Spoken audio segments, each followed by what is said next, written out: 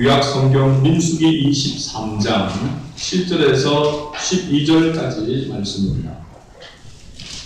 구약 성경 236쪽 민수기 23장 7절에서 12절까지 말씀을 구약 성경 236쪽 민수기 23장 7절부터 12절까지 제가 한 절 읽고 여러분들 한 절 읽고 교독하도록 하겠습니다. 발람이 예언을 전하여 말하되 발락이 나를 아람에서 모압 왕이 동쪽 산에서 데려다가 이르기를 와서 나를 위하여 야곱을 저주하라. 와서 이스라엘을 꾸짖으라 하도다. 하나님이 저주하지 않으신 자를 내가 어찌 저주하며 여호와께서 꾸짖지 않으신 자를 내가 어찌 꾸짖으랴. 내가 바위 위에서 그들을 보며 작은 산에서 그들을 바라보니 이 백성은 홀로 살 것이라. 그를 여러 민족 중에 하나로 여기지 않으리로다. 야곱의 그들은 무한이시며 이스라엘 자손의 이들은 무한이시고 나는 그들의 죽음을 죽기 원하며 나의 종말이 그와 같기를 바라노라. 11절과 12절을 같이 읽습니다. 발락이 발람에게 이르되 그대가 어찌 내게 같이 행하는가. 나의 원수를 저주하고 그들을 데려왔거늘 그대가 오히려 축복하였도다. 발람이 대답하여 이르되 여호와께서 내 입에 주신 말씀을 내가 어찌 말하지 아니할 수 있으리까. 아멘. 할렐루야. 오늘 말씀의 제목이 당신은 축복의 사람입니다 라고 하는 제목입니다. 그래서 우리 인사를 나눌 때에 이 고백으로 함께 인사 나누기를 바라요. 사람과 함께 당신은 축복의 사람입니다. 당신은 축복의 사람입니다. 할렐루야. 믿습니까 여러분? 아멘. 장경동 목사님은 두고 보기에도 아까운 존재라 라고 이렇게 이야기했습니다. 정말 하나님의 백성, 이 하나님의 백성은 바로 한마디로 이야기하자면 축복의 백성이다 라고 말할 수 있습니다. 그래서 우리가 하나님을 믿고 또 교회를 다니면서 신앙생활을 하면서 하나님이 뭐 그렇게 큰 복을 주셨는가. 어떻게 보면은 물질적으로 또 여러 가지 여러 모양들로 이렇게 계산을 해보면은 그렇게 하나님께서 큰 복을 주신 것 같지도 않기도 한 그런 모습이 있습니다. 그런데도 자꾸 성경은 우리를 보여 하여금 축복의 백성이다. 복을 더하여 주신다 이렇게 말씀하고 있고 이미 어떻게 보면 더 받을 복이 없을 정도로 하나님께서 우리에게 복을 주셨다고 말씀하고 있습니다. 그래서 그 축복이 무엇인지 오늘 말씀을 통해서 우리가 깊이 깨닫기를 원하고 또 정말로 복된 백성으로서의 삶을 맛보고 누리는 삶을 살아가는 그런 우리 성안의 가족들이 될 수 있기를 주의 이름으로 축복합니다. 아멘. 오늘 본문의 말씀에 보면 발람이라고 하는 선지자가 나옵니다. 발람. 모압 왕 발락, 이 발락과 발람 뭐 비슷한 그렇게 이름이 돼가지고 늘 헷갈리기 쉬운 그런 모습인데 누가 선지자고 누가 왕인지 늘 이게 헷갈리는 것이 바로 이 발락과 발람입니다. 모압 왕이 발락이고 선지자가 발람이다 라고 이렇게 되어 있습니다. 그런데 이 발람이라고 하는 선지자가 정말로 하나님의 선지자냐 라고 하는 부분에 대해서 논란이 많습니다. 오늘 우리가 저는 이 말씀을 생각하면서 이 발람의 선지자에 대해서 이렇게 평가하고 생각하면서 우리 성도의 모습이 나의 모습이 이와 같이 애매모호하면은 참 불행한 사람이다 라고 생각이 듭니다.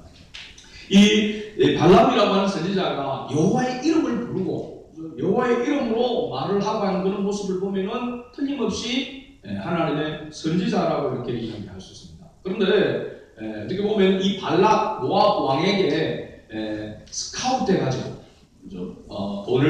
돈으로 매수해서 그래서 이스라엘로 하여금 저주하라고 하는 그 가운데서 자기는 저주하기 위해서 왔지만 축복이 나오는 것을 성경은 이야기하고 있습니다. 그러나 어쨌든 이 자리에 왔다는 것 자체가 뭔가 석연치 않은 그런 모습이라고 할 수 있습니다. 그래서 물질을 탐하는 것을 보게 되어지면 이건 거짓 선지자같이 보여지게 됩니다. 나중에 올무를 놓는 일을 보게 되어지면 그냥 거짓 선지자라고 하기보다는 그것을 넘어서 즉 그리스도를 대적하는 그런 사람으로 또 보여지고 있습니다. 여러 행위로 보게 되어지면 또 이방의 복술자 무당이나 또 마술을 행하는 그런 사람과 같이 보여지기도 합니다. 그런데 이렇게 어떻게 보면 하나님의 선지자 같기도 하고 거짓 선지자 같기도 하고 오히려 하나님을 대적하는 그러한 사람으로 보여지는 애매모호한 이러한 사람, 우리의 정체성이 그리스도인으로서의 우리의 모습이 이렇게 되어서는 안 될 줄로 믿습니다. 어떻게 보면 예수 믿는 사람 같기도 하고 어떻게 보면 예수 믿는 사람보다 안 믿는 사람보다 더한 사람 같기도 하고 어떨 때는 보면은 말씀을 이야기하는데 어떤 때는 보면은 미신을 막 생각하고 미신을 더 이렇게 섬기는 같이 보여지는 이런 모습이 되어진다면 참으로 불행한 사람이다라고 이야기할 수 있겠죠. 아무튼 이 발람이라고 하는 선지자가 바로 이와 같은 그런 모습을 하고 있는데 중요한 것은 이 발람이라고 하는 선지자도 또 모압 왕의 이 발락이라고 하는 이 왕도 하나님을 두려워하고 있다라고 하는 사실입니다. 그리고 하나님의 백성은 복받은 백성이라고 하는 것을 알고 있다라고 하는 사실입니다. 오늘 본문 말씀을 보면 그것을 잘 이야기해 주고 있습니다. 본문은 모압 왕 발락이 가나안을 향해 전진하는 이스라엘 백성이 축복의 백성인 것을 알고 뭔가 그들은 차원이 다른 이방 사람들이 자기들이 섬기는 그런 신과는 차원이 다른 그런 신이 이스라엘과 함께하고 있다라고 하는 것을 알았단 말이죠. 그래서 이건 뭐 다른 것으로서는 할 수가 없고 하나님을 섬기다고 하는 선지자를 통해서 저주를 하지 않으면 이길 수가 없다라고 하는 그런 생각을 가지고 있다. 그래서 발람이라고 하는 이 선지자를 매수하게 된 것입니다. 그래서 데리고 와서 그에게 이스라엘 야곱을 저주하라 라고 이렇게 이야기했는데 와서 보니까 저주하라고 하나님 외치는데 보니까 이건 저주가 아니고 축복을 하고 있다. 첫 번째 바로 저주를 하라고 데려갔는데 거기서 저주가 아닌 축복이 나온 것이 오늘 우리가 읽었던 본문의 말씀입니다. 13절에도 보면은 두 번째로 또 저주를 하라고 이렇게 이야기하는데도 또 축복을 이야기하게 돼요. 세 번째, 네 번째까지 한 곳에서 하게 되지만 그 장소가 뭔가 터가 안 좋아서 그런가 생각하고 옮겨가면서 그렇게 이스라엘을 저주하라고 그렇게 매수해서 세웠는데 발람이 저주를 하고 싶은 마음도 있었지만 돈을 받았기 때문에 그런데 자기 입에서 나오는 것은 저주가 아니고 축복이 나오더라는 것입니다. 이런 모습을 우리가 살펴보면서 하나님의 백성이 왜 저주를 내려도 저주가 되지 아니하고 복으로 이렇게 오는가? 이것은 하나님께서 택한 백성이기 때문이라고 하는 사실입니다. 또한 하나님의 백성은 축복의 복의 근원, 복덩이이기 때문에 저주가 임할 수가 없다라고 하는 사실이죠. 그래서 우리는 하나님이 주신 이 복이 어떤 복인지 이 복에 대한 확신을 가져야 될 줄로 믿습니다. 그래서 우리는 어떠한 복에 대하여서 확신을 가져야 하는가? 하나님이 우리에게 주신 이 복에 대한 확신을 가질 때에 우리도 복된 백성으로서의 삶을 살아갈 수 있는 줄로 믿습니다. 첫 번째로 보면 하나님의 택한 백성은 망하지 않는다는 확신을 가져야 한다는 사실입니다. 뭐 하지 않는다고요? 망하지 않는다. 하나님의 백성은 망하지 않는다라고 하는 확신을 가져야 한다는 사실입니다. 모압 왕 발락이 이 발람을 불러와가지고 이스라엘을 저주하려고 했지만 저주는커녕 오히려 축복을 하고 있는 모습입니다. 1차 바로 축복이 9절에 나오고 있는 거죠. 9절을 우리 다시 한번 읽어봅니다. 내가 바위 위에서 그들을 보며 작은 산에서 그들을 바라보니 이 백성은 홀로 살 것이라. 그를 여러 민족 중에 하나로 여기지 않으리로다. 아멘. 할렐루야. 여기 보니까 하나님께서 이 이스라엘 백성 야곱의 족속 이들에게 하나님께서 복을 줬는데 이 복이 어떤 복인가 하는 것을 발람이 이렇게 보게 되니까 이 백성은 홀로 살 것이라. 이 백성은 홀로 살 것이라. 이 말은 뭐냐면 이 백성은 다른 백성들의 도움을 받아서 살 수 있는 그런 백성이 아니다. 혼자서도 살 수 있는 백성이라는 것입니다. 여러 사람의 모시는 도움을 받고 서로 공생하면서 살아가는 것이 이 세상에 있는 모든 민족이고 나라들인데, 그죠? 이 이스라엘 백성은 홀로 살 수 있는 백성이야. 왜 그럴까? 하나님이 함께하고 있는 백성이기 때문에 세상 속에서도 어떻게 보면 왕따가 되는 그런 가운데 있어서도 이 백성은 굴하지 아니하고 거기에서도 당당히 살 수 있는 그런 백성이다.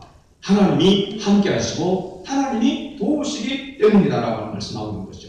여러분, 이게 복인 줄로 믿습니다. 하나님이 함께 하시고, 그죠? 하나님께서 지켜주시고 하나님께서 앞서 행해 주시니까 오늘 또 10절 말씀의 가운데서 보면 야곱의 키크를 누가 능히 세며 이스라엘의 4분의 1을 누가 능히 셀고, 하나님께서 하나님의 택한 백성에게 주시는 그 복을 헤아릴 수 없을 정도로 하나님께서는 많은 복을 자기 백성에게 주시는 분이다 라고 이렇게 말씀하고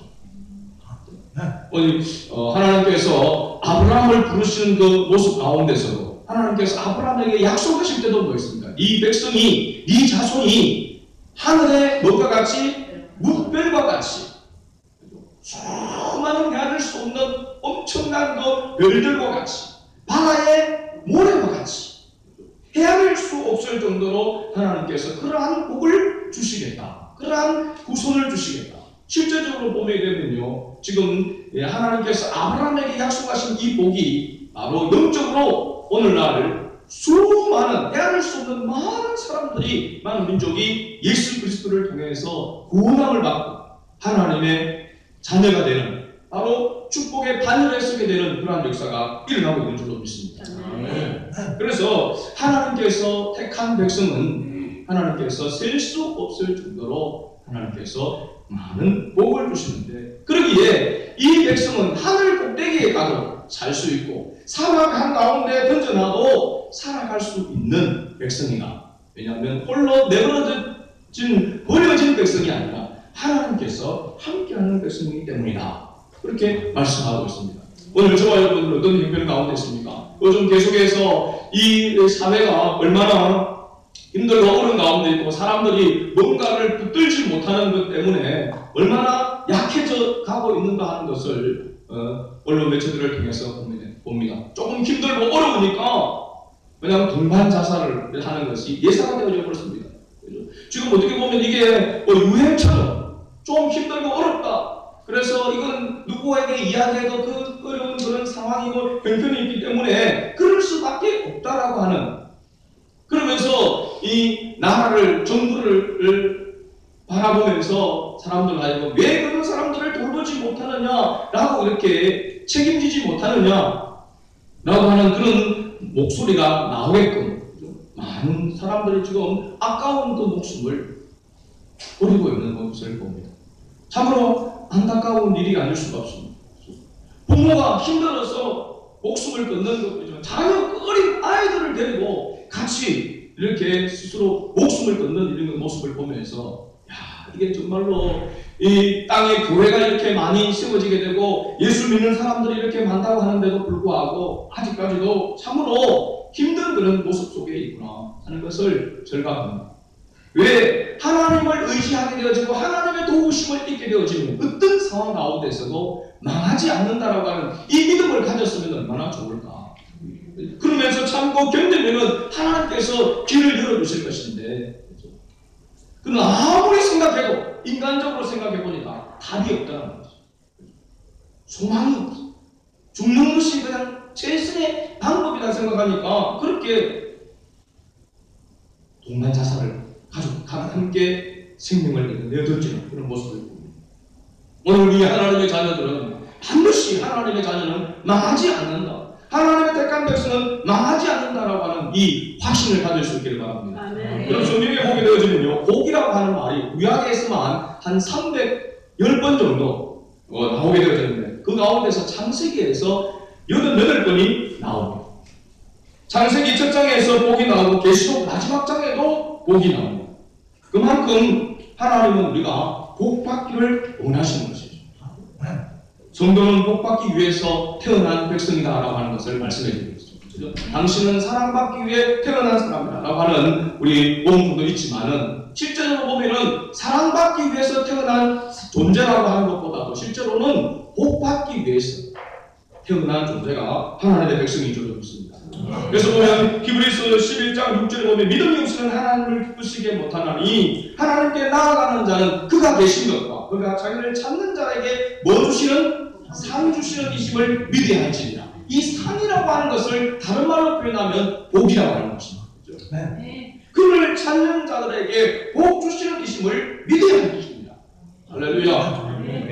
아브라함을 불러내 복 주신 그 하나님께서 보면 아브라함이 어떤 복을 약속하고 있었는가 하는 것을 히브리서 6장 13절에서 15절에 보면요. 하나님이 아브라함에게 약속하실 때에 가리켜 맹세할 자가 자기보다 더 큰 이가 없으므로 자기를 가리켜 맹세하였는데 따라합시다. 내가 반드시 너희에게 복 주고 복 주며 너를 번성하게 하고 번성하게 하리라. 할렐루야. 내가 너에게 복 주고 복 주며 너를 번성하게 하고 번성하리라. 그가 이같이 오래 참아 약속을 받았느니라. 할렐루야. 하나님께서 우리에게 복 주고 복 주며 번성하고 번성케 하실 것이라고 약속하고 있단 말이죠. 그런데 이 약속의 말씀을 끝까지 믿고 참고 기다릴 때에 아브라함은 이 약속을 받았느니라. 할렐루야. 오늘 우리에게도 이러한 믿음의 복을, 이러한 축복의 복을 받아 누릴 수 있기를 주의 이름으로 축복합니다. 네. 여러분, 우리가 예수 믿는 것이 얼마나 중요한지, 어떤 그 미국의 존스 홉킨스 대학이라고 하는 그 대학의 사회학 교수님이 어떤 이렇게 설문 조사를 했습니다. 한 지역에. 특히 뉴욕의 이 빈민굴에서 12세부터 시작해서 16세까지 청소년들 200명을 대상으로 조사를 했는데 그들의 부모들을 이렇게 보니까 대부분이 거의 폭력배나 다름이 없고 거의 마약과 알코올 중독자들이 대부분이었고 그 동네 자체가 율락가였다. 그래서 교사와 그 학생들은 사회학적인 그런 결론을 내릴 때에 이들의 자손들, 이들의 자녀들은 반드시 90%는 훗날에 범죄자가 되어서 형무소에 들어가게 될 것이다. 그렇게 내담았다 결론을 내린단 말이에요. 그런데 25년 후에 다시 이 교수가 찾아봤다는 것입니다. 그 200명에 대해서 찾아보니까 수습을 찾아보니까 200명을 다 찾지 못하고 그 가운데서 180명을 찾아냈습니다. 그런데 그들이 예상했던 것과는 전혀 다른 모습이었습니다. 그 180명 가운데서도 4명만이 한번 교도소 형무소에 갔다 온 일이 있고 나머지는 오히려 그 사회에서 아주 사람들에게 도움을 주는 필요한 그런 사람으로서 헌신적인 그런 삶을 살아가는 그런 모습으로 살고 있더라는 것입니다. 그래서 이상하다. 틀림없이 지금까지 부모들과 환경 있는 환경 가운데 있는 자녀들은 거의 대부분이 예외 없이 다시 그들도 폭력배가 되어지고 알코올 중독자가 되어지고 마약 중독자가 되어지고 사회에 그냥 악에 죽이 되어지는 그런 모습으로서 이렇게 나타났는데 어째서 이런 결론이 나타나는가? 어째서 그들이 사회에 영향력을 미치고 좋은 이런 영향력을 미치는 그런 사람들로 사회에 공헌을 하는 그런 사람들로 살고 있는가? 여러분 이게 추적을 해보았다. 한 사람들과 상담을 하는 가운데에서 공통적인 대답이 있습니다. 그게 바로 뭐냐면 자기 동네에 그 동네에 여전도사님이 바로 자기를 변화시켰다. 자기의 인생을 바꾸어 놓았다라고 그렇게 고백을 하더라는 것입니다. 여전도사님이 어떤 대단한 능력이 아니라 그가 복음을 전하여서 그 복음을 듣고 예수 그리스도를 영접하게 되어지고 예수 그리스도 안에서 새로운 피조물이 되어지는 그런 삶이 되어지니까 그런 불우한 환경, 가만히 있으면 똑같은 그런 모습, 뇌하면 더하지 덜하지 않은 그런 환경 가운데 버려질 수밖에 없는 그 사람들이, 그 자녀들이 완전히 다른 삶을 살아가고 있다는 것입니다.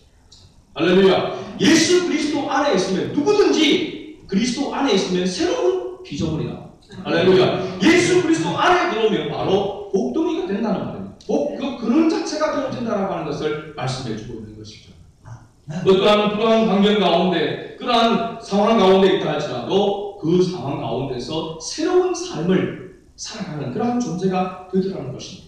할렐루야. 그러기에 우리 하나님을 믿는, 예수 그리스도를 구원의 주님으로 믿는 우리는, 하나님의 택한 자녀인 우리는 어느 곳에 던져져도, 어떤 상황과 여건 가운데서도 하나님의 백성, 하나님이 함께 하시는 백성은 절대로 망하지 않는다라고 하는 이런 믿음의 확신을 가질 수 있길 바랍니다. 그러면서 참고 견디고 하나님을 의지하고 주의 뜻 가운데 나아가게 되면 하나님께서 반드시 복주며 복주고, 그죠? 너를 번성하게 하고 번성하려고 하는 이 말씀을 하나님께서 이루신다고 하는 사실입니다. 두 번째로 우리가 가져야 될 그러한 확신은 바로 뭐냐면, 하나님의 택한 백성은 저주를 받지 않는다라고 하는 확신을 가져야 된다는 사실입니다. 발람의 2차 축복에 나오는 말씀입니다. 민수기 23장 21절 말씀을 같이 한번 읽어볼까요? 야곱의 보물을 보지 아니하시니 이스라엘의 안영을 보지 아니하시는도다. 여호와 그들의 하나님이 그들과 함께 계시니 왕을 부르는 소리가 그 중에 있도다. 아멘. 하나님의 택한 백성인데 하나님께서 하나님의 말씀대로 순종하지 않을 때 하나님께서 이스라엘 백성들에게 뭘 때립니까? 매를 때립니다.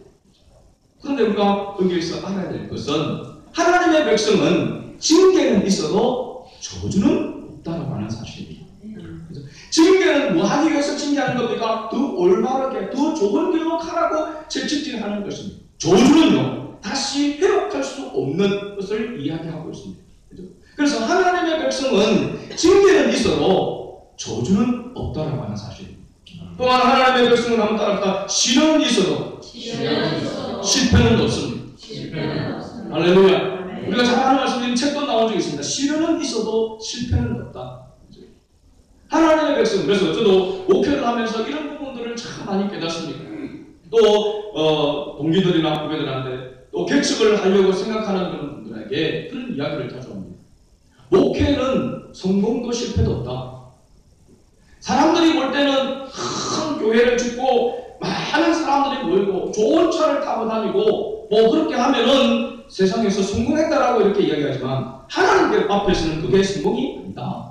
하나님이 주신 사명을 충실하게 감당한다면, 한 명을 앉혀놓고도 하나님이 주신 그 사명을 바르게 감당한다면 하나님 앞에서 쓰임을 받는 것 자체가 복이라고 하는 사실입니다. 사람이 볼 때는 이것이 사람의 기준으로 평가를 가지고 성공이다 실패라고 이야기할 수 있을지 모르지만, 하나님 앞에서는 성공과 실패가 없다. 목회의 성공과 실패가 없다. 하나님께 주신 사명을 감당하느냐 감당하지 못하느냐, 그것만 있을 뿐이다. 그래서 주님을 위해서 힘써 최선을 다하고 기도하고 헌신하고 복음을 전했는데도 되지 않는다고 한다면 그것이 결코 실패가 아니다라고 하는 사실입니다. 어떻게 보면 나를 더 만들어가는 거예요. 더 하나님 앞에 더 나를 깨뜨리고 하나님이 쓰시기 위한 그릇으로 만들어가는 그런 과정일 뿐이지 결코 실패가 아니다라고 하는 사실입니다. 오늘 우리 성도들의 삶 가운데서도 예수를 믿고 믿음으로 하나님의 영광을 위해서 살아감에도 불구하고 어렵고 힘든 상황들, 문제들을 얼마든지 만날 수 있습니다. 그러나 절대로 여러분 낙심하지 말 것은, 시련이 있어도 실패는 없다라고 하는 사실입니다. 하나님께서 붙드시고 때가 돼서 하나님께서 이렇게 세우시면은 누구도 방해할 수 없는, 누구도 거부할 수 없는 하나님의 역사로 나타나신다고 하는 사실입니다. 그래서 오늘 민수기 2장 21절에 보면 야곱의 허물을 보지 않으시고, 이 말은 뭐냐면 이스라엘 백성들이 허물이 없어서, 잘못한 것이 없어서 하나님께서 복을 주시는 것이 아니라 하나님의 택한 백성이기 때문에 복을 주신다고 하는 사실입니다. 우리가 교회를 섬기는 것 가운데서도 때로는 그런 것들, 목회나 그래서 그런 걸 느낄 때가 있습니다. 하나님의 말씀을 따라서 순종하지 아니하고, 그렇죠? 목회 방향을 따라서, 또 앞서 지도자를, 또 앞은 직분자들의 말을 따라서 잘 순종하지 아니하면 때로는 마음이 상하기도 하고 가슴이 아프기도 하죠. 그러나 그럼에도 불구하고 또 참고 견디고 인내하는 이유가 무엇입니까? 하나님의 택한 백성이기 때문에 그렇습니다. 비록 부족함이 있다 할지라도, 허물이 있다 할지라도 하나님이 택한 백성이니까 하나님께서 하나님의 때가 되어서 어떻게 변화시키시고 하나님이 어떻게 또 사용하실지를 모르니까 기다리는 것입니다. 인내하는 것입니다. 바로 이 말씀이 21절 말씀이 그와 같은 것입니다. 이스라엘 백성들이 얼마나 하나님을 반역하고 얼마나 자주 주님을 거역하면서 하나님을 제껴놓고 우상을 섬기는 그런 일들도 얼마나 많았습니까? 그러나 그럼에도 불구하고 하나님의 택한 백성을 버리지 아니하십니다. 저주하지 아니하시고 하나님은 끝까지 책임져 주시는 분이라는 것을 말씀해 주고 있는 것이죠. 계시록 22장 3절과 4절에 보면은 다시 저주가 없다라고 이렇게 말씀하고 있습니다.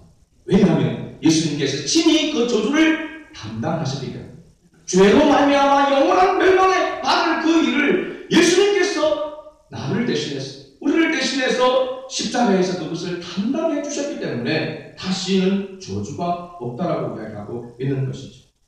그런데 왜 우리가 하나님의 택한 백성, 이 축복의 백성이 삶 가운데서 이 축복을 상실하며 살아가고 있느냐 말이죠. 그 이유는 딱 한 가지입니다. 그것은 바로 하나님의 말씀을 믿지 못하는 사단의 거짓말을 그 속삭임을 거짓된 것을 받아들이기 때문에 그렇다는 사실입니다. 우리는 하나님의 말씀이 내 삶의 기준이 되어지고 내 삶을 붙드는 바로 하나님의 말씀이 되어야 될 줄로 믿습니다. 그래서 우리가 늘 깨어서 말씀을 가까이 하고 늘 깨어서 말씀을 붙들고 기도하고 하나님의 진리가 아니고 하나님의 뜻이 아닌 것은 과감하게 주님의 이름으로 물리칠 수 있는 그런 삶을 살아갈 때에 축복된 백성으로 회복되어 살아갈 수 있다는 하는 사실입니다. 그리고 잘 아는 성 어거스틴.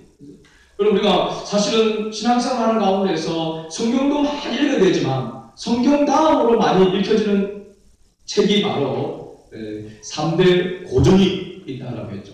그 가운데 하나가 바로 이 성 어거스틴 쓴 참회록입니다. 고백록이라고 이야기하죠. 성 어거스틴이 그죠? 자기 어머니 모니카가 20년 동안 이 아들을 위해서 하나님의 백성은 망하지 않는다, 기도의 자녀는 망하지 않는다라고 하는 그 믿음을 가지고 20년 동안 참고 기도한 가운데 이견에 빠지고 그러면서 또 잘못된 만남을 통해서 사생활을 가지게 되는 그런 삶을 살아가고 있는 방탕한 이 어거스틴이 그 어머니의 모니카의 기도로 인해서 다시 돌아와서 정말로 하나님 앞에서 철저하게 회개하고 성 어거스틴 하나님 앞에 거룩한 자로서 쓰임을 받는 위대한 신학자요 하나님의 사람으로 쓰임을 받게 되는 것입니다. 이 어거스틴이 쓴 이 참회록 이 고백록은 한번 우리가 읽어볼 필요가 있습니다. 3대 고전이니까 성경당으로 많이 읽혀지는 그런 책이니까 이 보면 얼마나 철저하게 하나님 앞에 회개하는가 우리가 어떤 일들을 하나님 앞에 가지고 회개해야 되는가 하는 것을 우리에게 가르쳐주는 지침서가 되는 것이죠. 또 보면 우리가 그리스도를 본받아라고 하는 책이 있죠. 또 존 버린이 쓴 철로역전이라고 하는 이 세 권의 책이 바로 기독교의 3대 고전이라고 이야기합니다. 그 가운데서 이 어거스틴이 하나님 앞에 주님 앞에 돌아와서 회개하는 그러한 모습 다윗도 하나님 앞에서 회개하는 것 고백이 철저하게 하나님 앞에 회개하는 것 회개의 참회수가 시편 51편에 기록되어 있지만 아주 더 구체적으로 철저하게 회개하는 그러한 모습이 바로 이 어거스틴의 참회록 속에 잘 나타나고 있습니다. 그런데 중요한 것은 바로 하나님의 백성, 하나님의 자녀, 믿음의 자녀는 망하지 않는다. 저주받지 않는다라고 하는 이 믿음을 가지고 기도했더니 하나님께서 그를 돌이켜서 위대한 사람으로 하나님이 사용하시더라는 것입니다. 우리가 얼마나 깨어 있어야 되는가? 여러분, 우리가 이성적으로 눈을 뜨고 육신의 눈을 뜨고 살아가는 가운데서도 우리 안에 하나님의 말씀으로 무장되어 있고 믿음으로 살아가려고 무장하지 않으면 다른 것에 사로잡히게 되어집니다. 영적으로도 마찬가지입니다. 저는 그렇게 생각합니다. 내가 육신적으로 깨어있을 때에 내가 정신이 차려져 있는 그 가운데서 육신의 눈을 뜨고 생활하는 가운데에서 하나님을 의지하는 그런 믿음 가운데 서 있지 않으면 무의식 가운데 있을 때에 그러한 것이 내가 깨어있는가 깨어있지 못한가 하는 것을 알 수가 있습니다. 내가 참으로 깨어있는가 내가 정말로 주님을 의지하는가 하는 것을 알 수가 있다. 어떤 목사님이 체험한 건데, 저도 비슷한 그런 체험이 있는데, 치욕에 대한 그런 체험을 했다는 겁니다. 어떤 자기를 이 블랙홀과 같이 자기를 빨아들이는 그런 가운데서 몸부림치고 어떻게 그렇게 스스로 빠져나올 수 없는 그런 상황 가운데서 들려오기를 예수님의 보혈을 부르짖으라, 예수님의 보혈을 의지해라 라고 하는 그 소리를 듣고 예수님의 보혈 이렇게 외치니까 그 지옥으로 빨려 들어가는 그 블랙홀에서 다시 빠져게 나오게 되었다라고 하는 이야기를 들었습니다.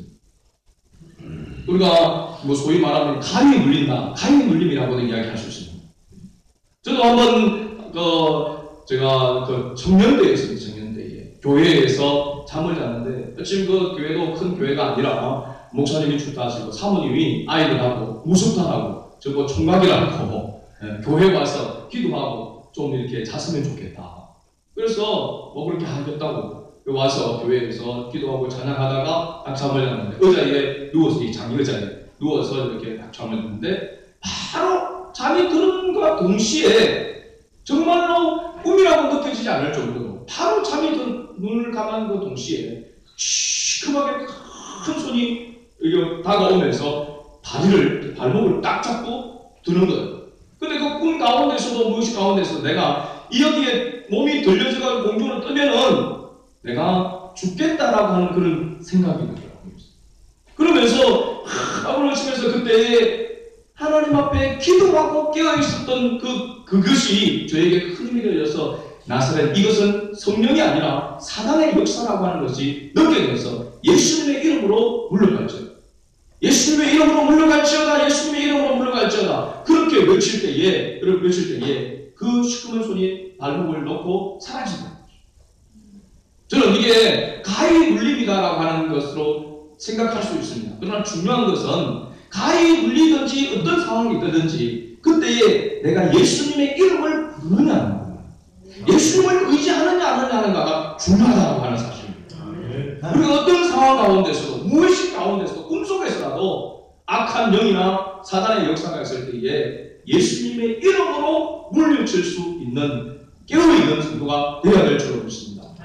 그렇지 않고 뭐가 유혹이 오면 그냥 그것에 그대로 받아들이고 그죠? 그렇게 되어지게 되면 내가 평상시에 육신으로 깨어있는 가운데서도 영적으로 내가 깨어있지 못하고 잠을 자고 또 영적으로 둔한 가운데 있다라고 하는 그런 증거가 되어진다는 거죠. 우리는 깨어있을 때나 무의식 가운데 있을 때라도 예수님의 이름을 붙들고 예수님의 이름으로 나아가게 되어지면 악한 세력이 우리를 삼키지 못한다는 사실을 믿으시길 바랍니다.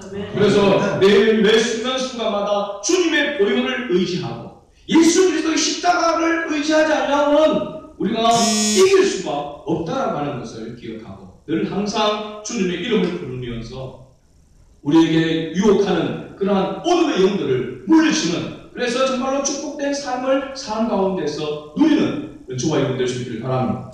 마지막 세 번째는 하나님의 택한 백성은 흥망케 하신다라고 하는 확신을 가져야 한다는 사실입니다.